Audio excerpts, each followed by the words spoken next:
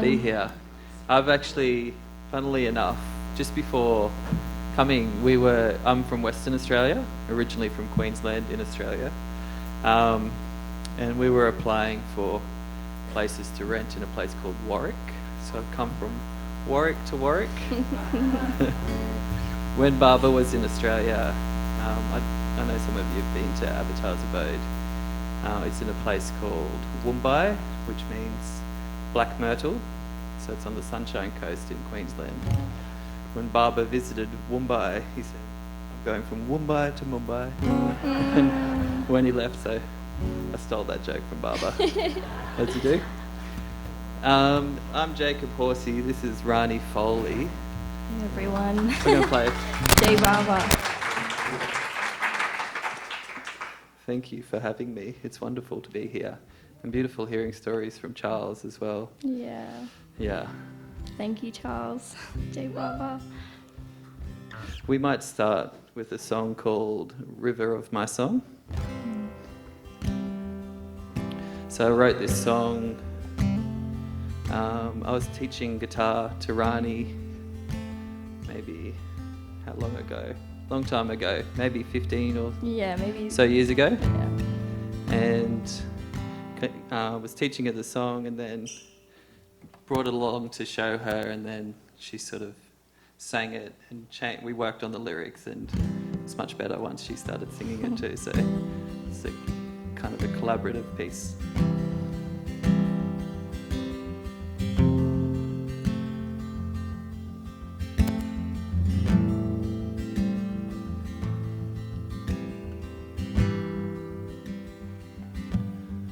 Oh, my Lord,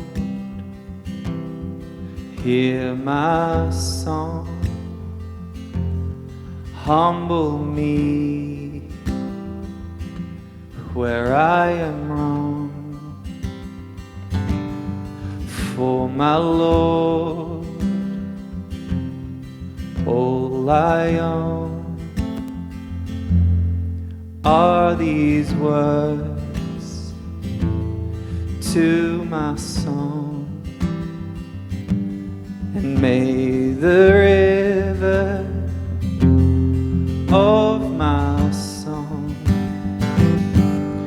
find the ocean of your love. Oh, my Lord.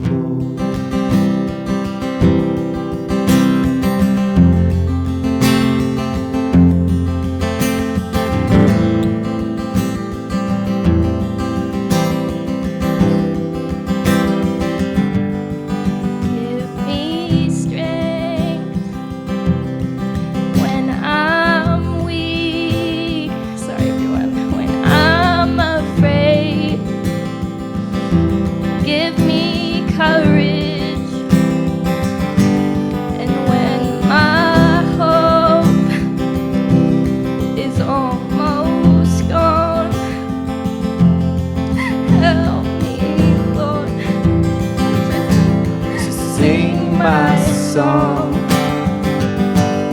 and may the river of my song find the ocean of your love.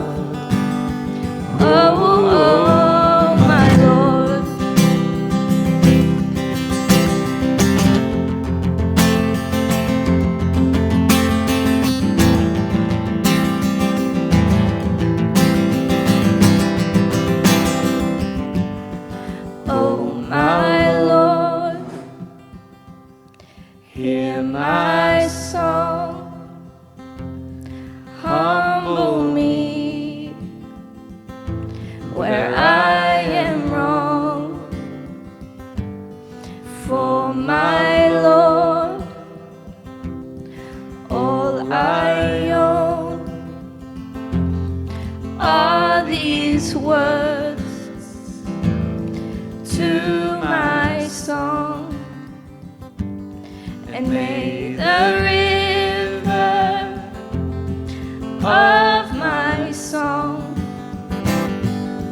find the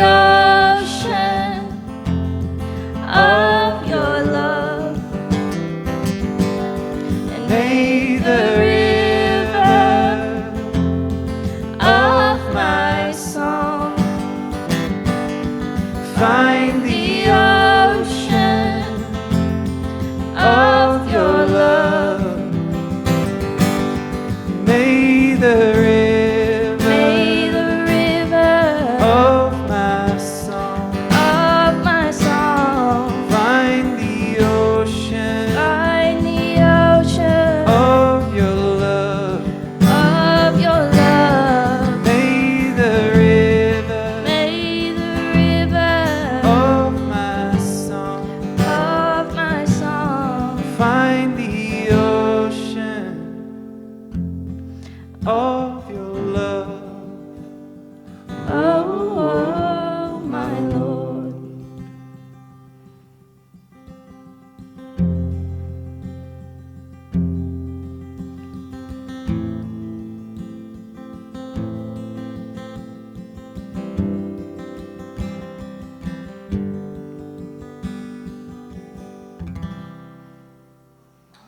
Jai Baba.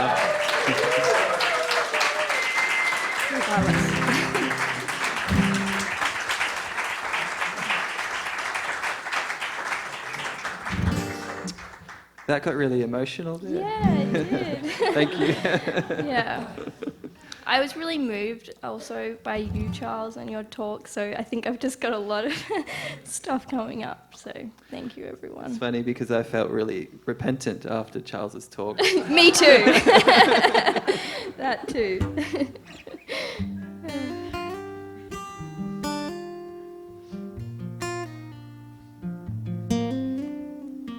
This is called Shattered Window. I happened to travel with Rani and the Foleys, who are 8 children strong. I'm actually from a family of 9 children, so yeah, we're one up on the Foleys. But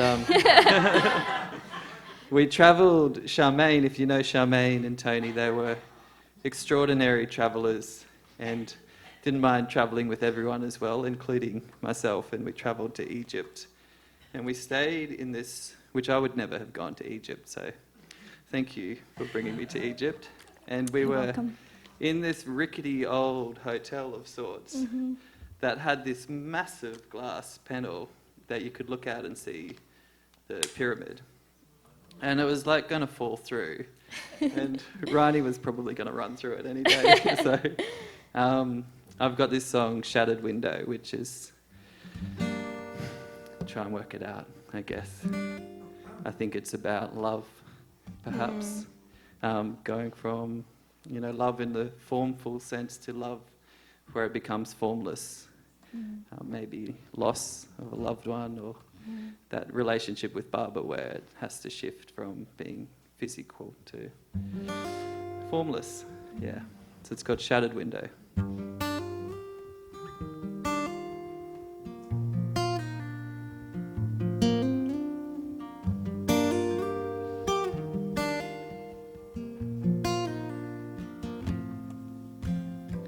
A shattered window splinters through the night.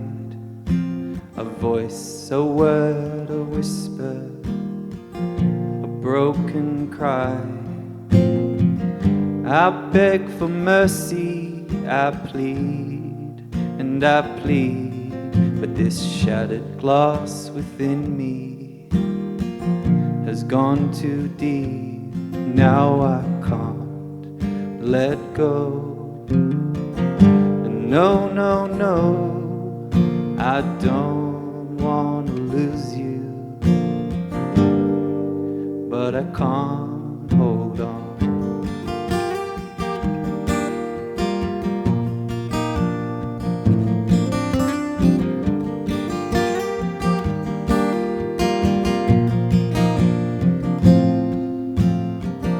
The night air brushes against my skin as the window of hope rushes from within.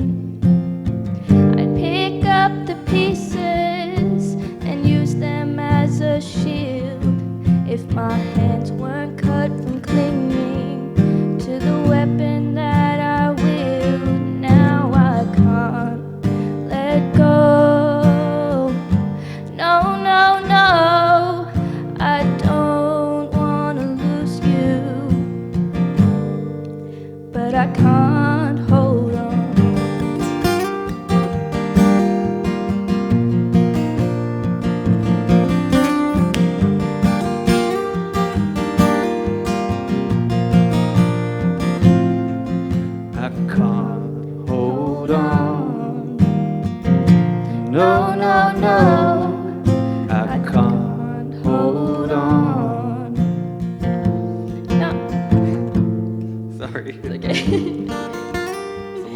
today.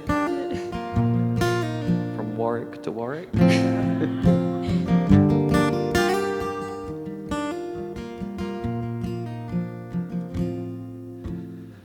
Shattered window splinters through the night. A voice, a word, a whisper, a broken cry. I beg for mercy, I plead, and I plead, but this shattered glass within me has gone too deep. Now I can't let go. No, no, no, I don't want to lose you, but I can't hold on, let go. No, no, no, I don't want to lose you, but I can't hold on, let go. No, no, no, I can't let go. no, no, no, I can't let go. no, no, no, I can't let go. no, no, no.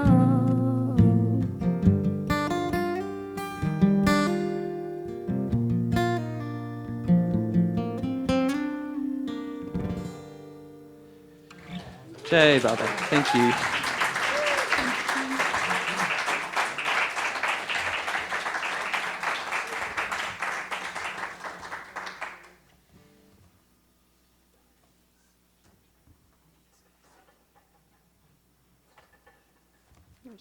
Yeah.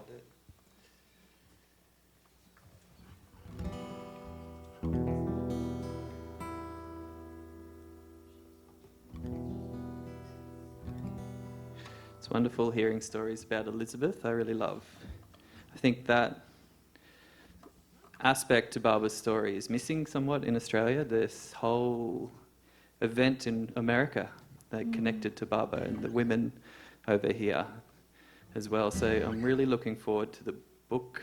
Is the biography out yet of Elizabeth? I have read little Dilruba Days, and yeah, but I'm looking forward to a biography on Elizabeth, if that's coming ever.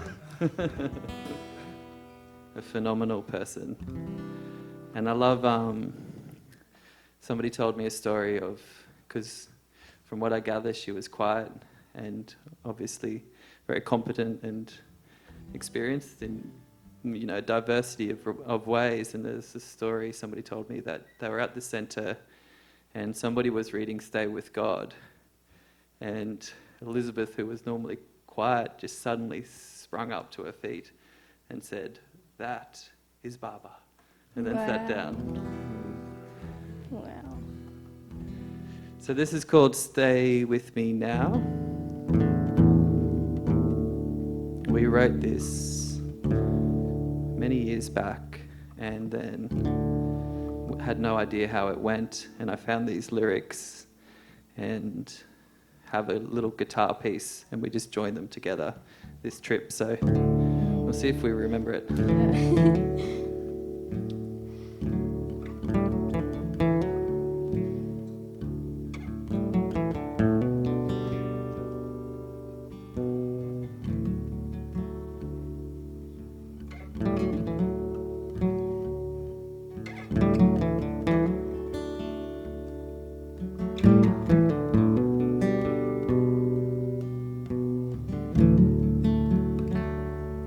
Oh, Mayhair, stay with me now.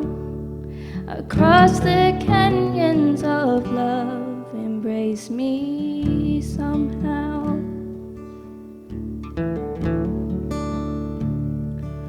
Oh, Mayhair, in this dark night, unbind my sorrow and hold me tight.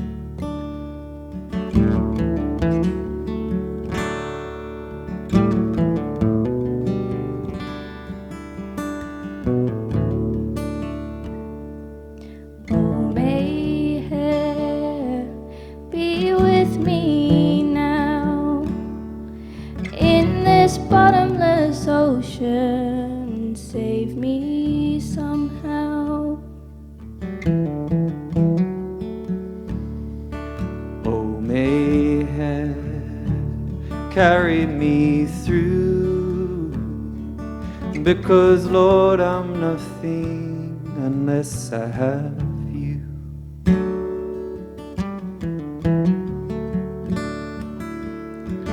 Where, oh where in the poisonous air, the ravenous concrete, please tell me where, oh where would a soul ever dare, apart from my heart, what can hold you, Mayhair, apart from my heart, what can hold you, Mayhair?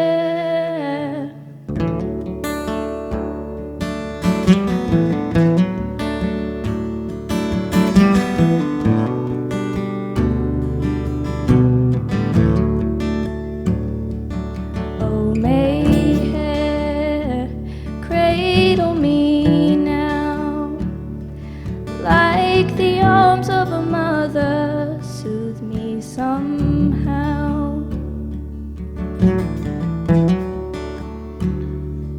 Oh, Mayhair, let me ease your suffering.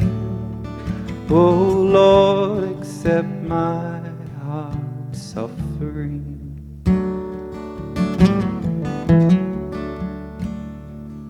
Oh, Mayhair, walk with me now. From the darkness of this world, shade me somehow. Oh, Mayhair, stay at my side, with your name on my lips, be my guide.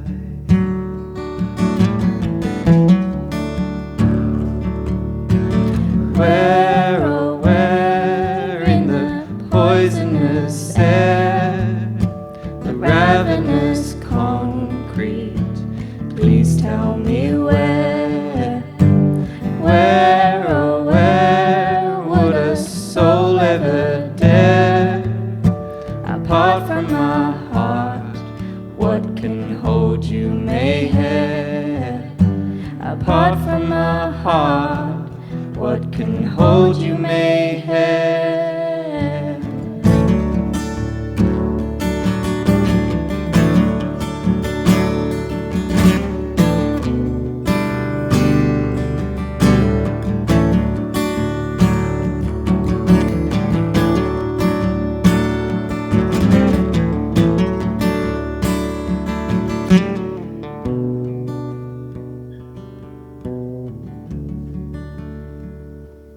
Oh, Mayhair, wipe dry my tears, drown them in the ocean of love's endless years.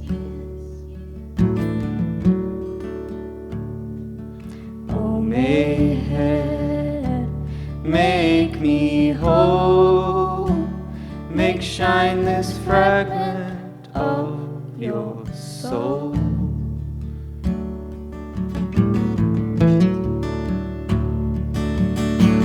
Where, oh where in the poisonous air, the ravenous concrete, please tell me where, oh where would a soul ever dare, apart from my heart, what can hold you, Mayhair?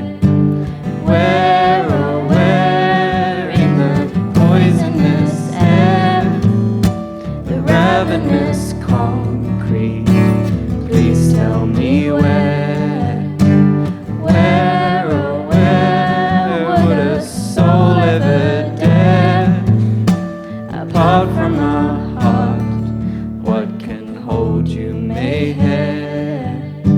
Apart from my heart, what can hold you, Mayhair? Apart from my heart, what can hold you, Mayhair?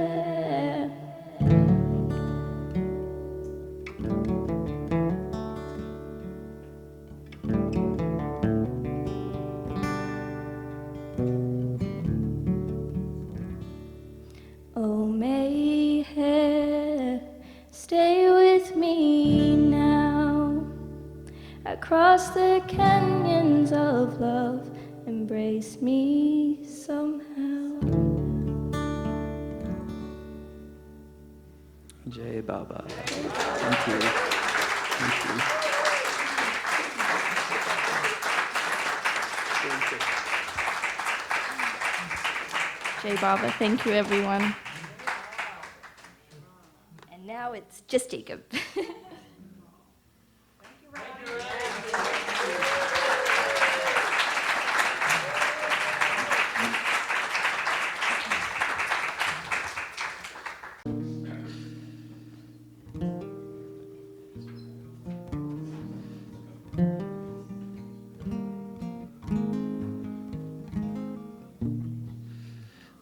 This is a song called Silent Sea. I played it the other night in Philadelphia. So I teach at a Montessori school in Perth, Western Australia. And one of the teachers is from Venezuela. And she said, "Oh, you're in Philadelphia. You need to see my nephew there." And so next minute her nephew's messaging me to come and play at an open mic night. And so Rani and I played, and I took the opportunity to sort of play this song, which I felt needed an introduction because it's sort of the evolution of consciousness. So from God Speaks, I guess that's Baba's cosmology. And I'm sure people were there listening going, okay. But it's a pretty profound, really, realization that there's been an evolution of consciousness, I guess. And I think when people hear that, especially that it's been an evolution of consciousness and the form has been a byproduct of that, I think is something that is hard to argue with or dismiss straight away. Even if the, Philadelphia baseball is on in the corner, then everyone's watching.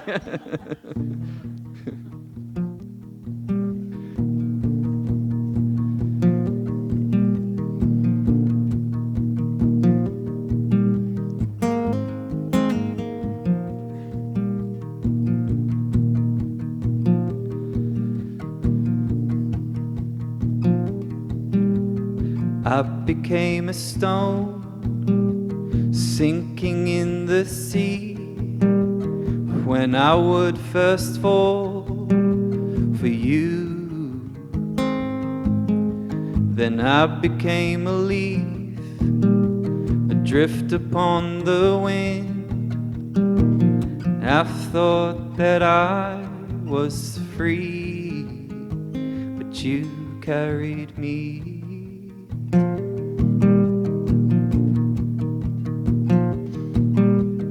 I was like a worm wrapped around a hook when I thought that I could catch you. But the only thing I caught was a slippery fish foam, and washed up on the shore I flapped and flapped till wings grew.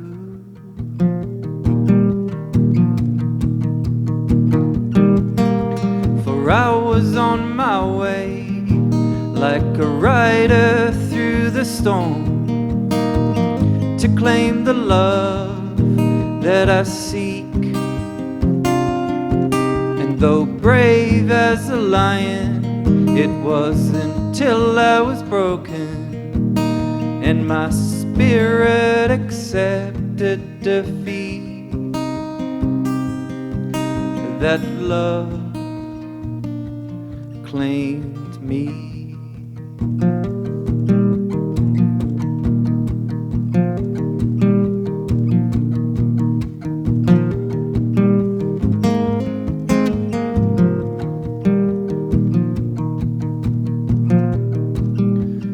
I was now a bird gliding through the air of grace I thought I possessed. by grace I'd been blessed.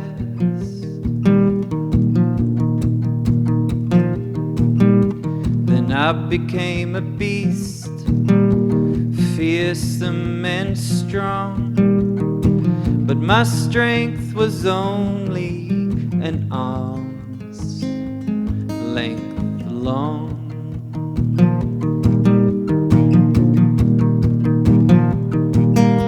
For I was on my way like a rider through the storm to claim the love that I seek. And though brave as a lion, it was until I was broken and my spirit accepted defeat that love claimed me.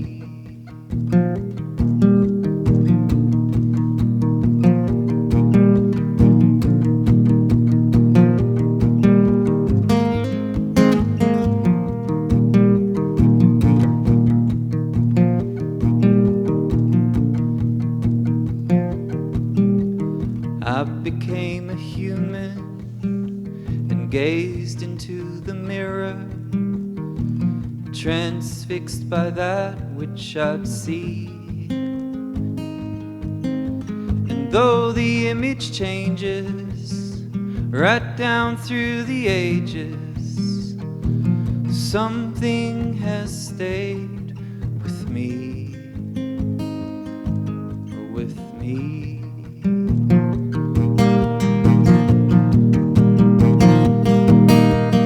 I've been on my way like a rider through the storm to claim the love that I seek.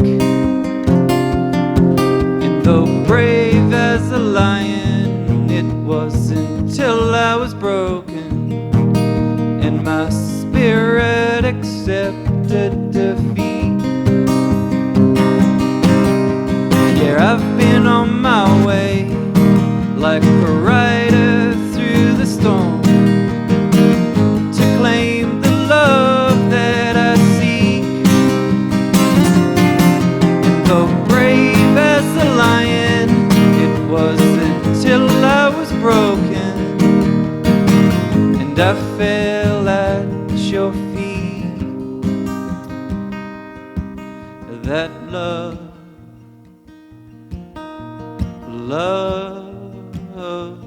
claimed me.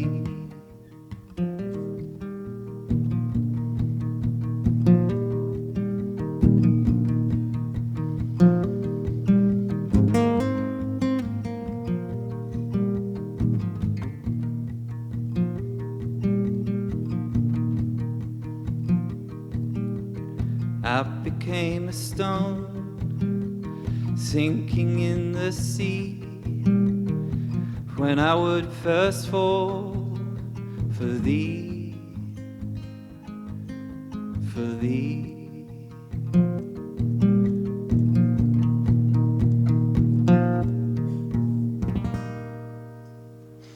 Jai Baba, thank you. Jai Baba.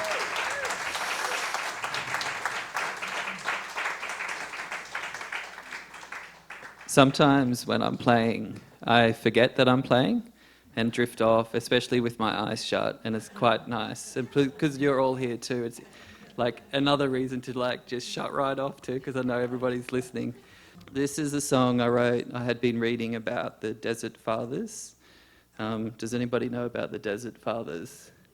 Yeah, so the Desert Fathers had sort of, I think the original one was Paul, not Paul Fusco, another Paul, in his time, who fled to the Setz Desert.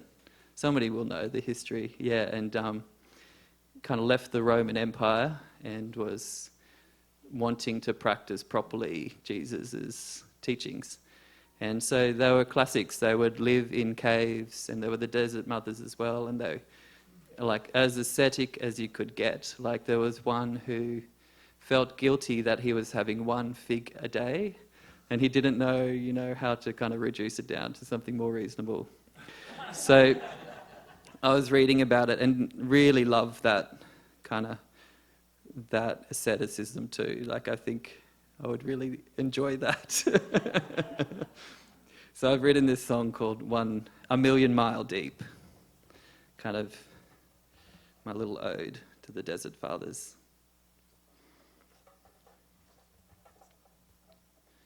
I'm just gonna use this to balance my page.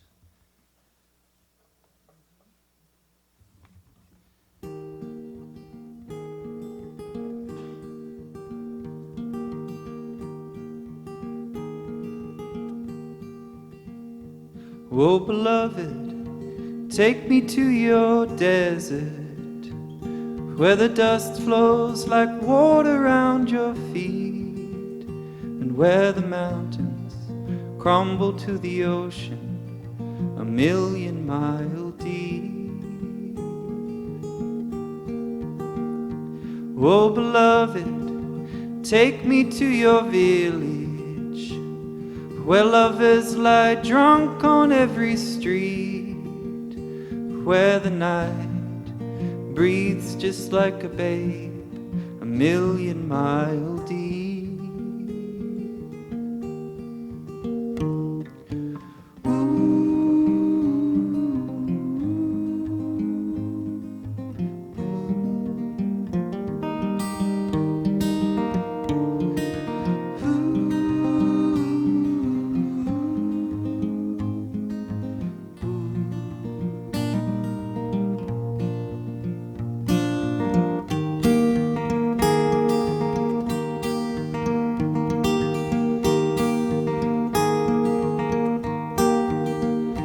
Oh, beloved, take me to your garden, where the desert rose blooms in midnight dreams, where the plains stretch into horizons 1,000,000 miles deep.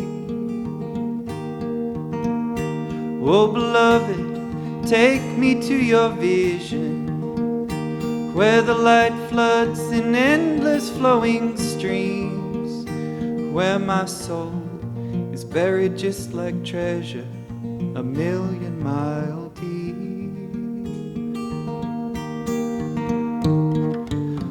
Where all that you had is gone, where all that you have is God, where all that you held is lost, where all that you hold is God.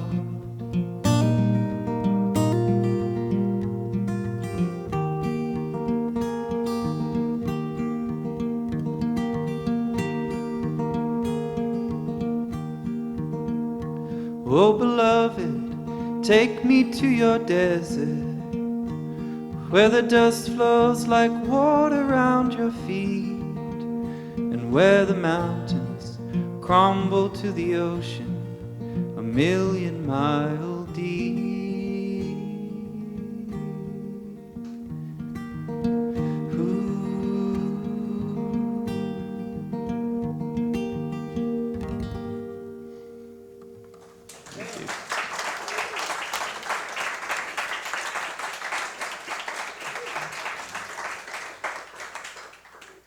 When I sing that in Australia, it's called 1,000,000 kilometres deep. I just thought of that. Actually, it wouldn't really work, would it?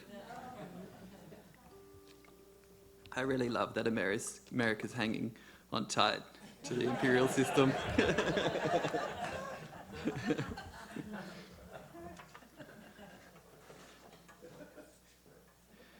This is called Francis's Hands, and it might need a little introduction. So, you all know Francis Brabazon, and he actually from memory, and I'm pretty sure, though it might be wrong, somebody said to me the other day, "You're looking good," so I'm not sure. You're all looking good, by the way. Somebody said to me that, seriously, now I've lost, I've forgotten. Francis met Barbara in America in 1952 at the centre. So Australia does have a big debt to Elizabeth Patterson and obviously to Barbara. And there's a very interesting story about Francis meeting Barbara there and sort of instructions that were given, and he was with Ivy Juice at the time, who was also a Sufi. And anyway, Francis returned to Australia and was got right into constructing Mayhair House in Sydney, which is a beautiful stone cottage that Francis had quarried from the hillside and built by hand with certain other kind of followers of Barbara that would turn up and help him. And so eventually Barbara came to Mayhair House, and I'm pretty sure, and I don't recall who said it, see, in Australia they get really strict if you make something up. You get in a lot of trouble, but I'm pretty sure I heard this. So anyway, you can do the fact checking for me. That Francis, being Sufi, knew that if you built something out of stone as a labour of love for the God-man or avatar, that he would come, or at least that was the plan. And so Barbara actually came, and in true Barbara style, Barbara said, even if the walls are knocked down, it wouldn't destroy my presence here, which I have a feeling was kind of a little bit of a nudge about, all of the beautiful work Francis had done, but then he's beyond that as well. So there was a book eventually that included some of this story, written by an Australian, John Grant, who he wrote Practical Spirituality. If you've read that, it's a beautiful, stunning book. And do you guys need captions with my Australian accent, by the way? You're doing good, so let me know. And in it he describes how John, being fairly Australian, fairly unsentimental, very unsentimental, and that generation really was in Australia very unsentimental, and he was there, and they were in Mayhair House watching Baba and Erich translating, and everybody, he was crying and weeping, and then he looked around the room and everybody was weeping. And then he looked at Erich, and who was with Baba always, and Erich was weeping as well. And so that was sort of the stamp of Baba in that room, I guess. So this is called Francis's Hands.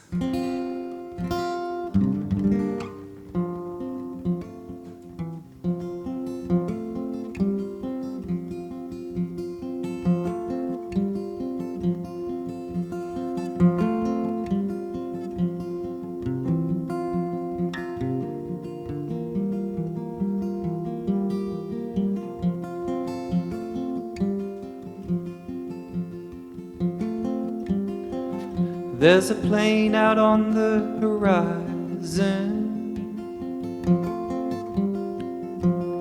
bearing my beloved, as it touches down in Sydney. I know I've never loved another.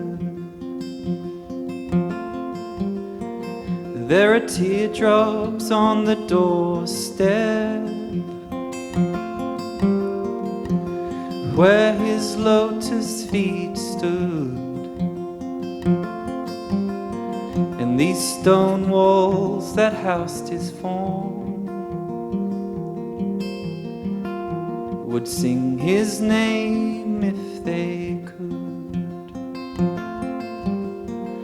And I wish I were John Grant or Robert Rouse.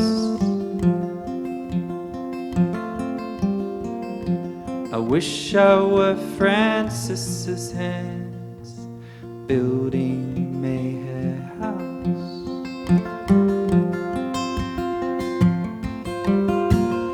There's a car leaving Brisbane. It's bearing my beloved. This winter in Queensland will be remembered like no other. And I'm sure the flooded gums sang as he passed, and the kookaburra laughed when he laughed. And on June 6th, when he left, I bet grieving Marucci wept. And I wish I were Joan Bruford or Lorna Rouse.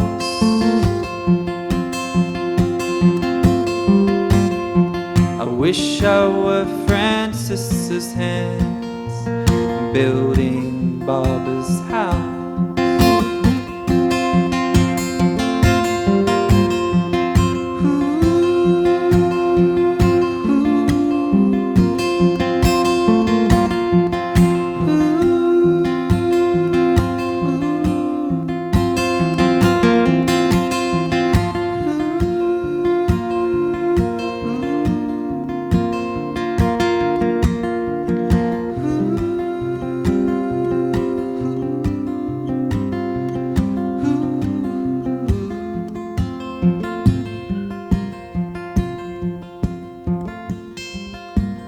There's a plane out on the horizon. It's bearing my beloved.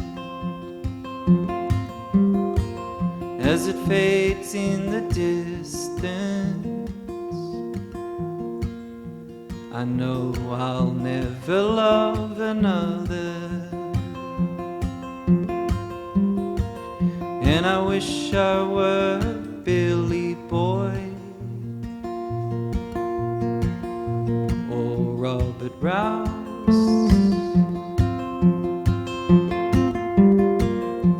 I wish I were Francis's hands building Meherabad.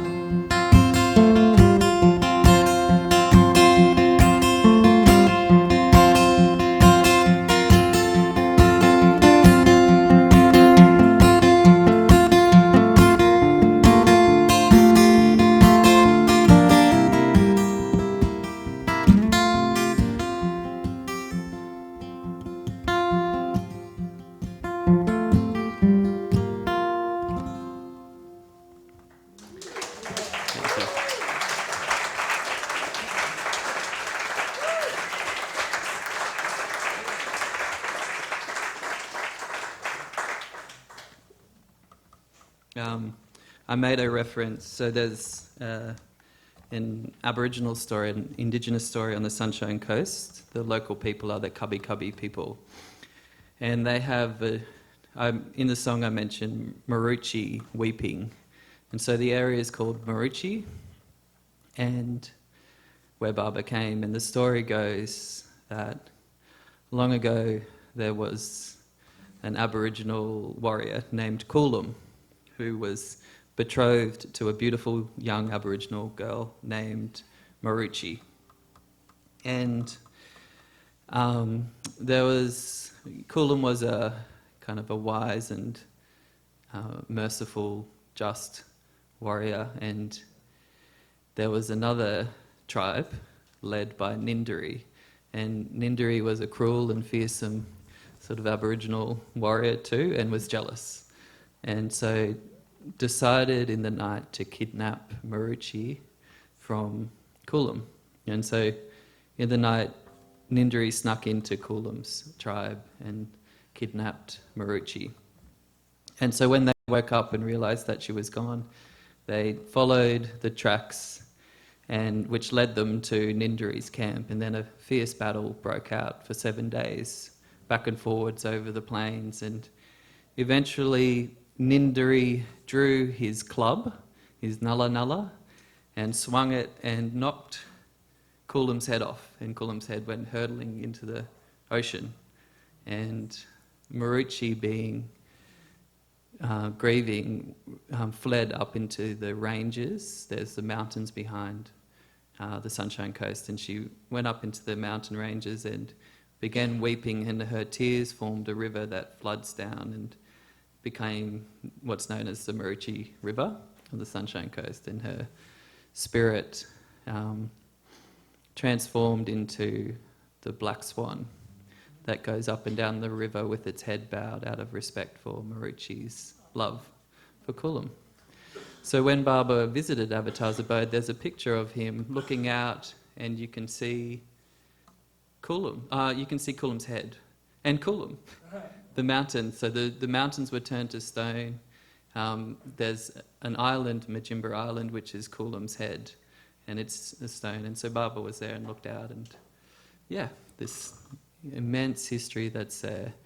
The research that's been done on the area suggests that it's the biggest place of pilgrimage in Australia for Aboriginal people, where they would come from way down south in New South Wales and way up north in Queensland, and they had their methods of communicating that there was an event on, and they'd come to the Bunya Festival, which is still held on the Sunshine Coast, and yeah, they would come and celebrate this massive pilgrimage. And there's the story of Bayam, is his name, who had 12 disciples and 2 female disciples, and yeah, incredible sort of connection to Baba. He had a limp, like one leg, a gimp leg, and he was known for miracles and all sorts of things. So yeah, Baba obviously was returning somewhere that perhaps he'd been before.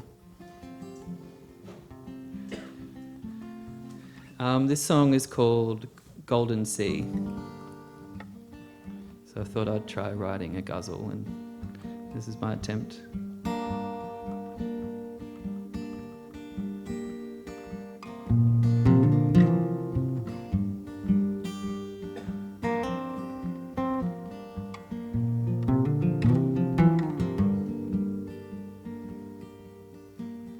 My love sailed upon a golden sea when I first beheld you.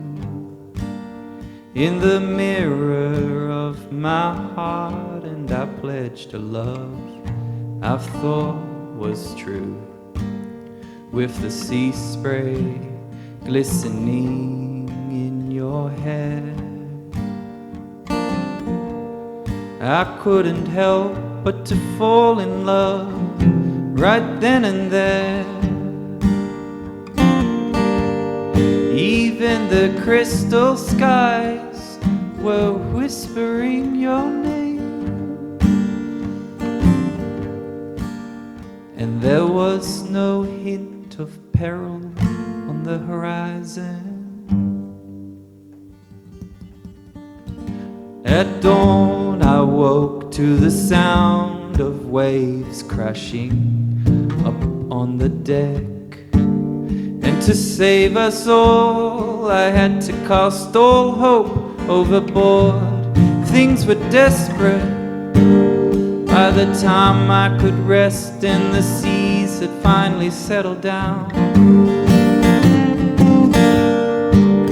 my beloved had left and was nowhere to be found. The night drew back and the ocean grew dark. Looking back, I can safely say that is when this love truly did start.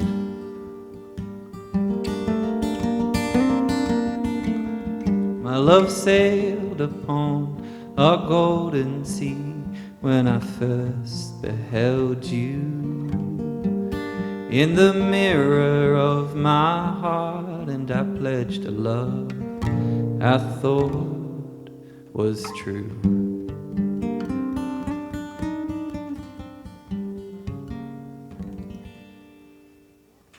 Thank you, Jai Baba.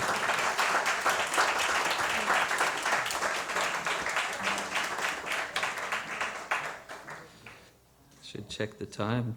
Let me know when I need to stop, because I know some of the songs drag on a bit. So this is I'll do another one called "The Tide." I wrote this with my wife Elizabeth Horsey. Well, Elizabeth, she was Rarick. She's American, and she married an Australian. And so I wrote it with her while she was pregnant with and due to have Taj, our son. And yeah, it's called "The Tide." And so it's funny because I would sing this song thinking of it, remembering Taj, because the night Liz gave birth, we'd been singing it at home and eating pizza and so forth. And then years later, I was at the Samadhi in India.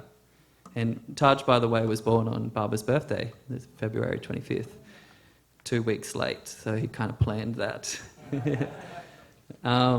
And my guitar teacher, I didn't grow up in a Baba family and didn't know who Baba was, but I had a guitar teacher that happened to be a Baba follower, and I didn't know until I kind of came to Baba as an adult. Sam Saunders, who many of you might have heard of. Yeah, Sam Saunders. He taught lots of people guitar and had a massive influence. And as a kid, I always felt like Sam was like my mentor in some way. You know, I had a friend who lived next door to him, and I'd go to Billy's house, who lived next door, and we would sort of dare each other to go borrow Sam's guitar. Or we'd sort of sit out on the back deck and kind of listen for Sam, and Sam would be playing a classical piece. Or he used to get the older Baba lovers around, which I wouldn't have known at the time what the hell they were up to, but they would be singing Francis's poetry. And Billy, my friend who lived there, called them, what did he call them? The Wine Appreciation Club. So, anyway, years later, God, I came to Baba, and Sam, I remembered Sam. I was like, Sam, what the hell? I'm like, what are you doing? And my friend Tadaki also happened to be a Baba follower, and I didn't know he was a Baba follower at all. And anyway, there's a full story to that, where I was visiting Tadaki up at Avatar's Abode, which I didn't know existed. I had grown up on the Sunshine Coast, close to Avatar's Abode, where Baba visited in 1958, and I was maybe 16 at the time in high school, and Tadaki, who was a couple of years younger than me, had been diagnosed with cancer, and he ended up dying. He had a serious tumour. And Billy and I used to play music with him. So Tadaki was an amazing young person, because I used to hear about him when I was in primary school, and all of the girls loved this boy, Tadaki, and I'd be like, who is this loser, Tadaki? And I finally met him and was like, wow, he's like humble. There's a beautiful humility to him. He was also very rebellious and naughty, but he was humble. And it struck me. And looking back, I can see it's that presence of Baba that I'll connect to Sam as well from my childhood. And so I learnt guitar from Sam, and then along comes Tadaki, and we became friends, and he would call me up on the phone and sing to me. And it got me singing as well. And it was strange because, boys we thought it was silly to sing, And so he would call me up and sing, what was the song? A Bob Marley song about, I can't remember, it was so good. And so when he was close to the end, Billy and I planned to go up and see him and play some music to him.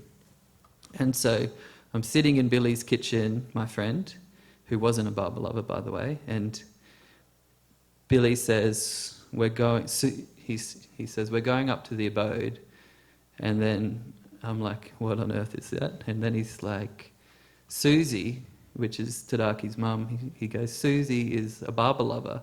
I'm like, what the hell is a barber lover?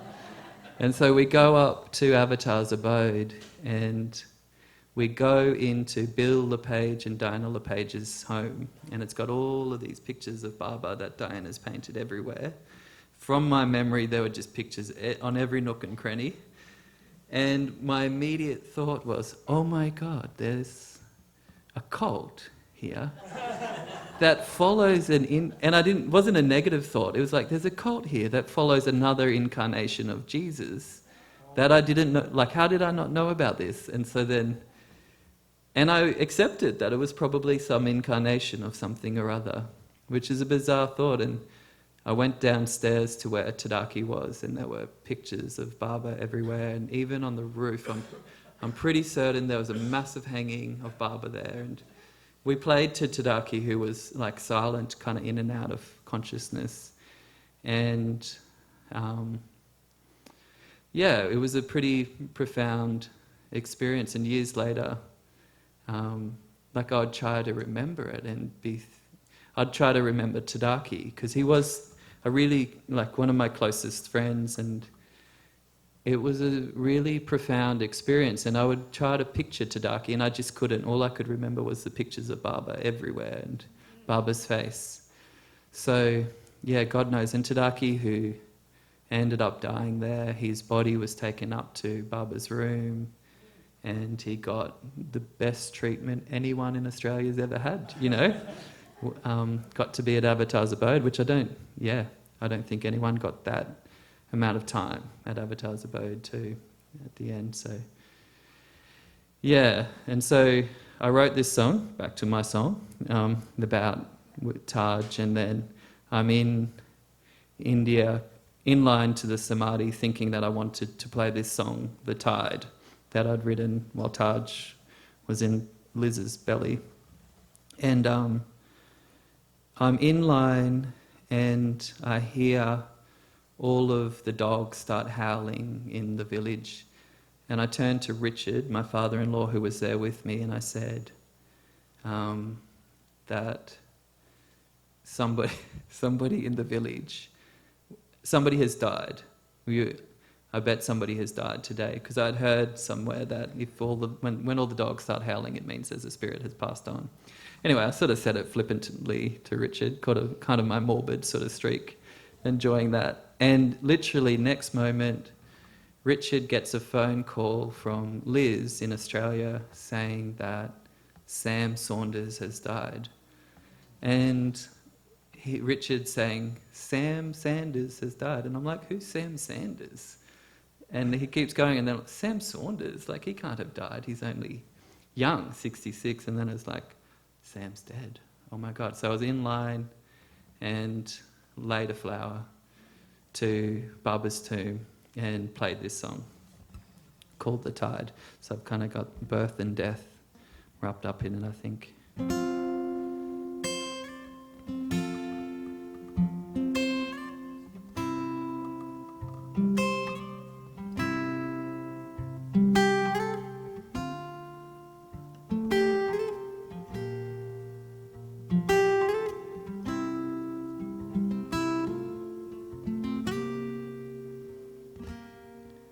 The tide came up tonight,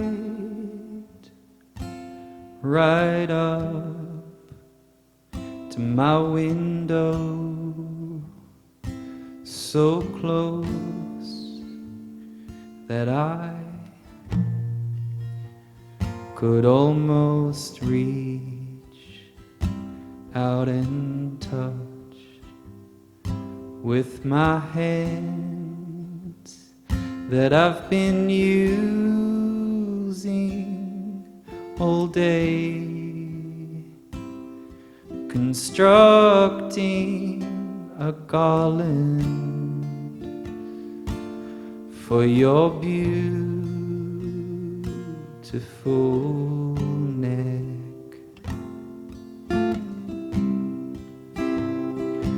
So if you find me washed up on the shore in the morning, I might have drowned in the night while I was drinking the tide.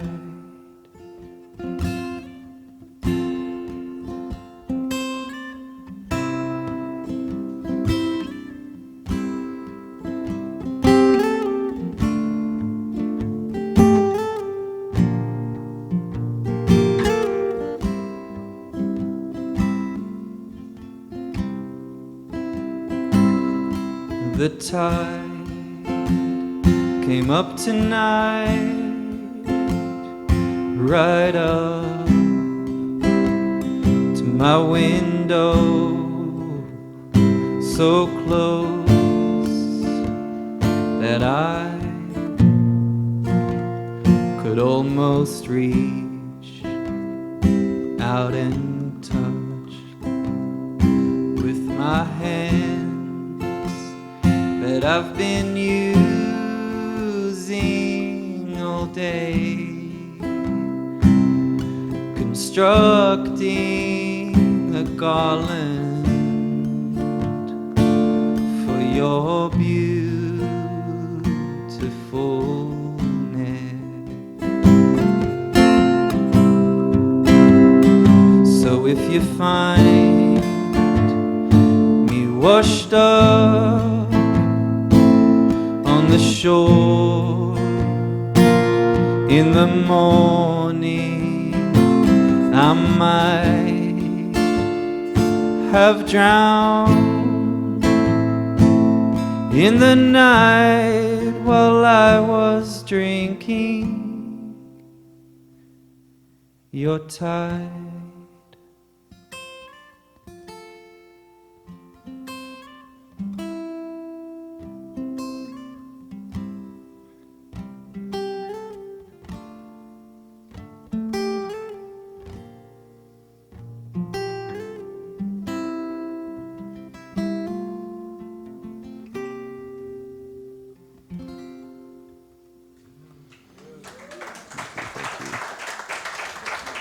Go, Baba. Is that good?